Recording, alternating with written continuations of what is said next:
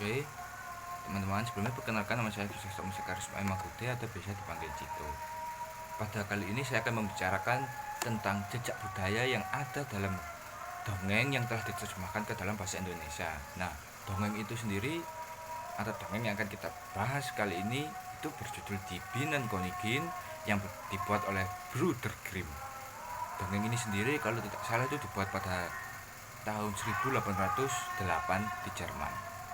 Oke, sebelum saya memulai pembicaraan saya tentang jejak budaya dalam naskah dongeng di Bienen Konigin, saya ingin menyampaikan bahwasanya bisa saja apa yang saya sampaikan atau asumsi saya itu eh, bisa saja terjadi pseudosen atau kesalahan secara ilmu pengetahuan, karena apa yang saya bicarakan itu sebagian besar murni berdasarkan interpretasi saya sendiri terhadap dongeng itu sendiri. Oke, sekarang kita mulai saja pembicaraannya. Menurut saya, budaya dan kesusastraan itu adalah dua hal yang tidak bisa dipisahkan. Jadi saling mengikat satu sama lain, budaya dan sastra atau sastra dan budaya. Kenapa bisa begitu? Karena menurut saya budaya yang merupakan uh, yang lahir dari suatu lingkungan sosial itu bisa saja membentuk atau mengilhami suatu penulis dalam menciptakan karyanya. Sering kali kita temukan dalam suatu karya sastra itu banyak sekali corak-corak budaya dari berbagai belahan dunia atau dari berbagai wilayah itu yang dimunculkan dalam karya sastranya. Nah, sekarang hal yang menarik adalah sebaliknya, yaitu sastra yang mampu membentuk suatu budaya yang baru. Jadi peran budaya dalam sastra atau peran sastra dalam budaya. Kita tadi sudah membahas tentang peran budaya dan sastra. Nah, peran sastra dalam budaya, menurut saya itu adalah hal yang sangat menarik untuk diperdalam. Kita bisa ambil contoh dari karya sastra yang karya sastra milik Johann Goethe yang berjudul Die Leiden des jungen Werthers, atau dalam bahasa Indonesia berjudul Penderitaan Pemuda Werthers. Nah, sinopsis singkat tentang karya sastra ini. Jadi karya sastra ini menjelaskan tentang penderitaan seorang pemuda yang bernama Werthers, penderitaan tentang perasaannya terhadap seorang wanita, hingga akhirnya dia bunuh diri dengan menggunakan pistol. Nah, pasca karya ini dibuat, para pembaca karya ini sendiri bunuh diri dengan cara yang sama seperti tokoh yang ada dalam cerita itu, dalam cerita Die Leiden des jungen Werther. Jadi menurut saya budaya bunuh diri tersebut itu lahir karena pengaruh dari suatu karya sastra. Nah, sekarang mungkin apa yang saya bicarakan itu tadi, saya harap bisa menjelaskan tentang peran budaya dalam sastra dan atau peran sastra dalam membentuk sebuah budaya. Sekarang bicara tentang budaya dan kesusastraan, menurut saya akan menarik kalau kita membawanya ke dalam gelanggang pembicaraan yang baru, yaitu dalam pembicaraan para penerjemah. Kenapa bisa menarik? Karena menurut saya suatu budaya dari satu wilayah dengan budaya wilayah yang lain itu bisa saja kontras atau berbeda. Mungkin ada yang sama, ada yang berbeda.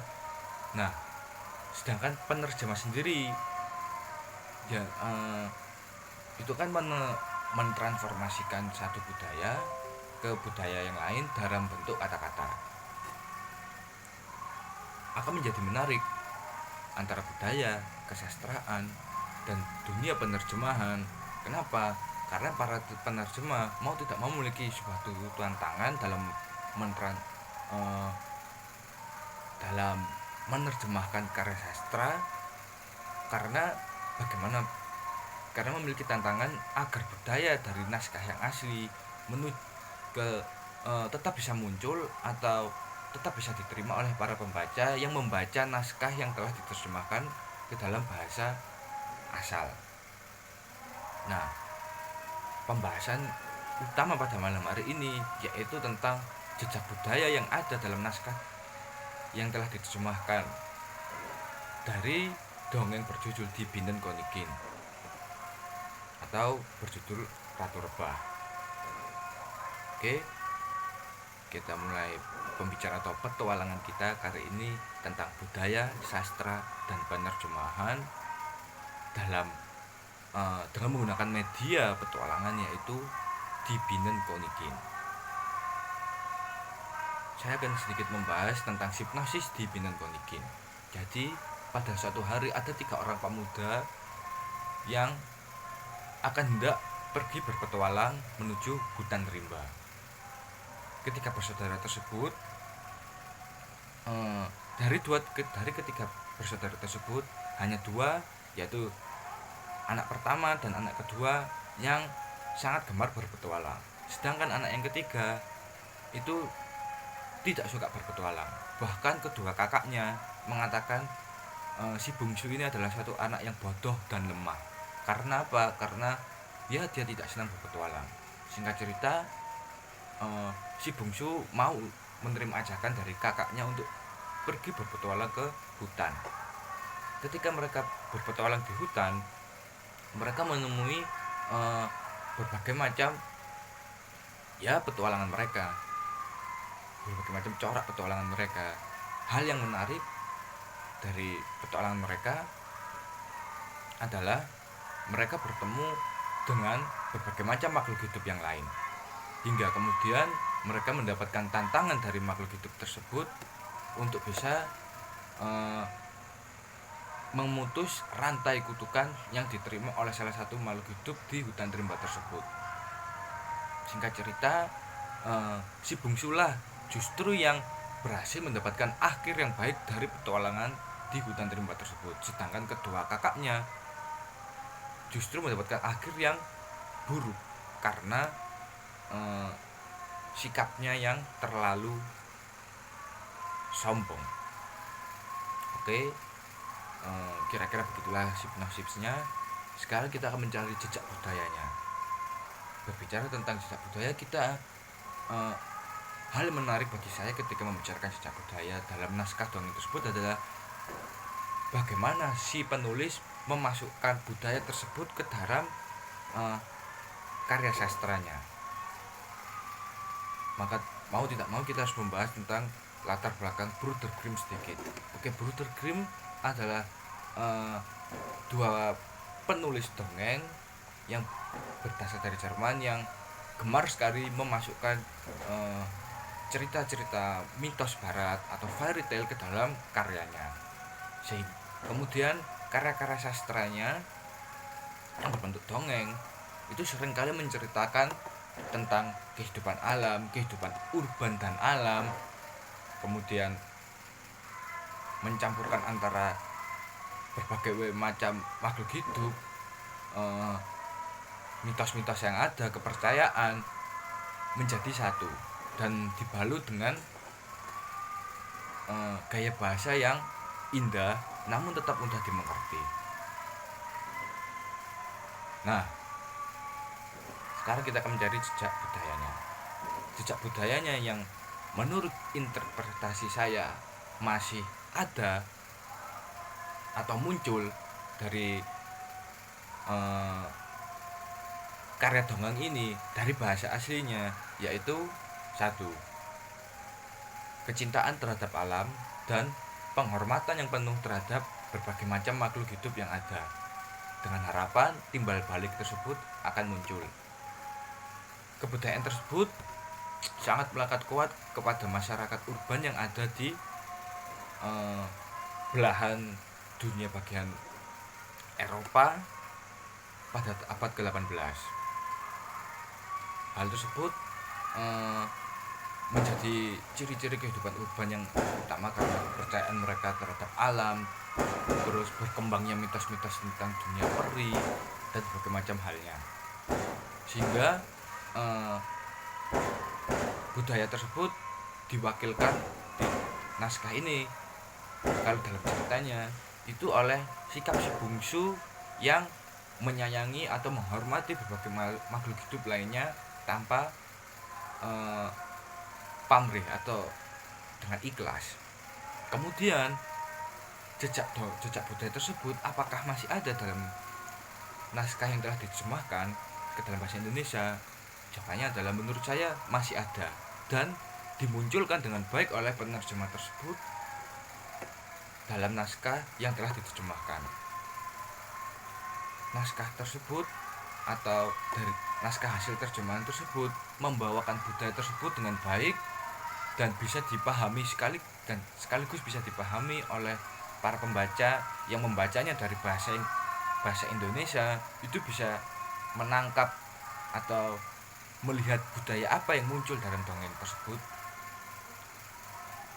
Kemudian terlebih ketika dongeng ini merupakan dongeng anak-anak, maka anak-anak bisa menangkap budaya tersebut. Hal tersebut menjadi menarik.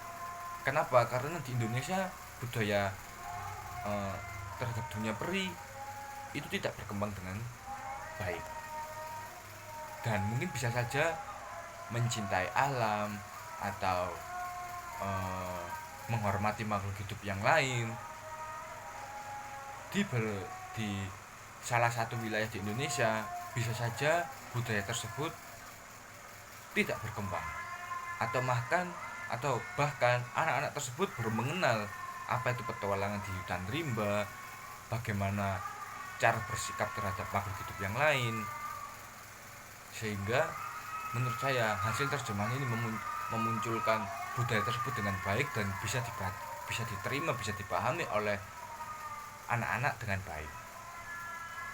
Kira-kira jejak budaya atau budaya dan jejak budayanya yang ada dalam dongeng ini sejauh ini menurut interpretasi saya masih berupa kecintaan terhadap makhluk hidup yang lain. Sebenarnya masih banyak budaya yang menurut saya dimasukkan oleh Bruder Grimm ke dalam karyanya ini. Salah satunya adalah bagaimana para orang tua membiasakan anak-anaknya untuk berpetualang, untuk mengenal dunia sejak mereka masih muda, sejak mereka masih anak-anak. Nah, di abad ke-18 budaya untuk melepas anak mereka berpetualang, untuk membiasakan anak-anak mereka mengenal dunia, mengenal alam, itu sudah tertanam di orang-orang Jerman. Terlebih untuk mereka yang berasal dari kalangan kerajaan, karena pada cerita di awal dijelaskan bahwa ketiga anak laki-laki ini merupakan anak seorang raja. Dengan kata lain bahwasanya mereka adalah seorang pangeran yang akan menerima tahta dari ayahnya. Maka mau tidak mau ketiga pemuda tersebut akan belajar sejak kecil bagaimana cara mengendalikan suatu kerajaan, bagaimana cara bersikap terhadap lingkungan yang ada di sekitarnya. Maka sejak kecil mereka akan terbiasa berpetualang. Nah, tapi apakah ketiga anak tersebut akan menghormati lingkungan yang ada di sekitarnya? Seperti saya yang katakan di awal, nah budaya tidak menghormati, budaya menganggap bahwasanya makhluk hidup yang lain itu tidak lebih mulia dari si pemuda itu sendiri yang berupa seorang manusia. Menurut saya itu juga suatu budaya yang ada di Eropa Barat, terlebih di lingkungan kerajaan yang kehidupannya sangat mewah, sangat glamor. Nah, namun di budaya yang ada di naskah terjemahan yang ada di Indonesia, simbol-simbol tersebut tidak ada atau bahkan hilang, karena beberapa kalimat ada yang diringkas oleh penerjemah. Nah, hal tersebut akan menjadi susah ketika para anak-anak terlebih di Indonesia untuk memahami kebudayaan tersebut, karena di Indonesia terlebih saat ini sudah memakai sistem demokrasi dan bukan sistem kerajaan. Mungkin dengan bimbingan atau penjelasan tentang bagaimana kehidupan kerajaan akan lebih bisa diterima oleh anak-anak. Saya kira itu saja yang akan saya bahas. Terima kasih dan saya ingatkan kembali bahwasanya bisa saja apa yang saya bicarakan ini menyalahi ilmu pengetahuan yang ada tentang bagaimana cara melihat suatu budaya dari sudut pandang sastra, atau bagaimana menilai suatu budaya, menilai sastra dari melihat budaya yang ada dalam sastra tersebut, sehingga sangat bijaksana untuk teman-teman untuk lebih mendalami ilmu pengetahuan tersebut. Terima kasih.